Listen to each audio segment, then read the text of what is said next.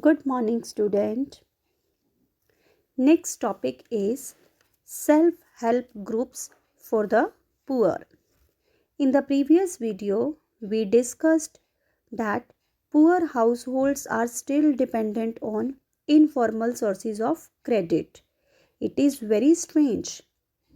The reasons for this: number one, banks may not be present everywhere in rural areas, whereas informal sector is easily available in villages.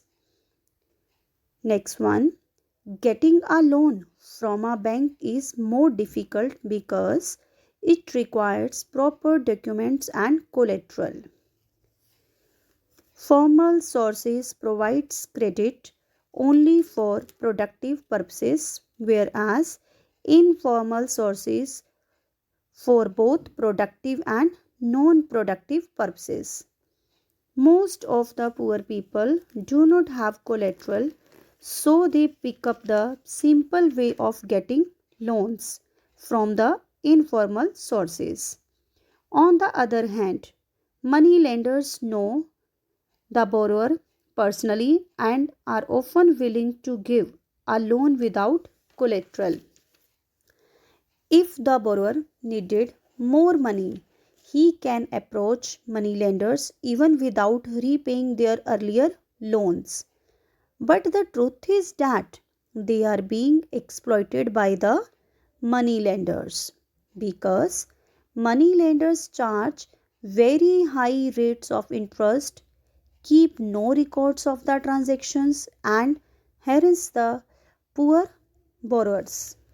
Therefore, in order to provide loans to the poor, people have organized themselves into SHG groups, means self-help groups.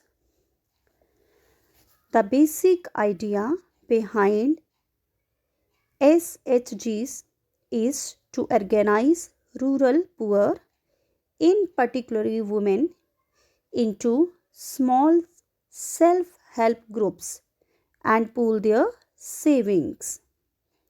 The main features of this group are: number one, it has 15 to 20 members belonging to one neighborhood. Next one, saving per member varies from rupees 25 to rupees 100 or more. Members can take small loans. Whatever the interest is charged by this group is less than the interest charged by the money lenders. After a year or two, if the group is regular in savings, it becomes eligible for availing loan from the bank.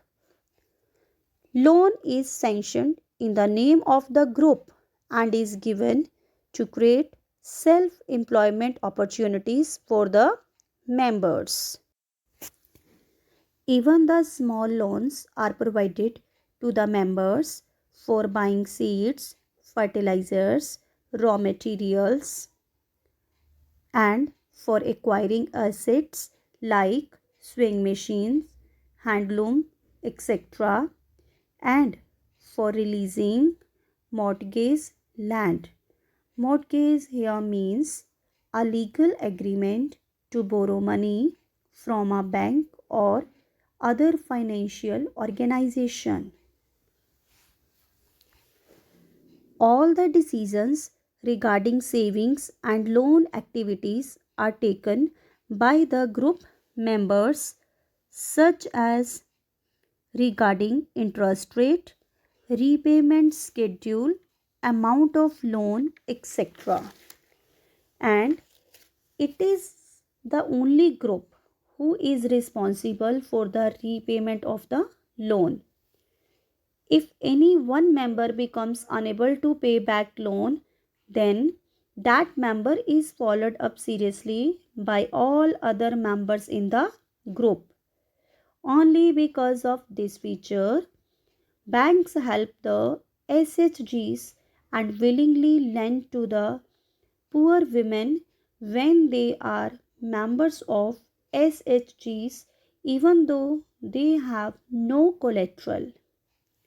In this way, SHGs help the members to overcome the problem of lack of collateral. And this group also provide loans at less interest rate.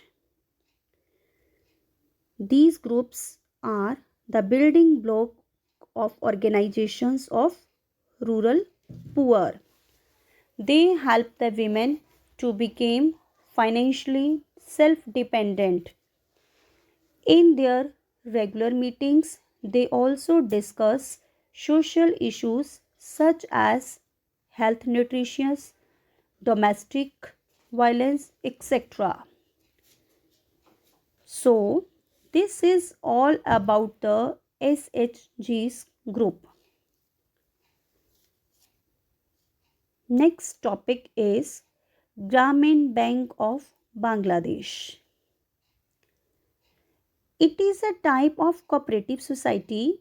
It started in the 1970s as a small project. It is founded by Professor Muhammad Yunus. He got Nobel Prize for Peace in 2006. Grameen Bank of Bangladesh is one of the biggest success stories in reaching the poor to meet their credit needs at the reasonable rates. Grameen Bank now has over 6 million borrowers in about 40,000 villages spread across Bangladesh. Almost all of the borrowers are women and belong to poorest section of the society. These borrowers have proved that women are not only reliable borrowers but also they can run a variety of income generating activities. That's all for the day. Have a nice day.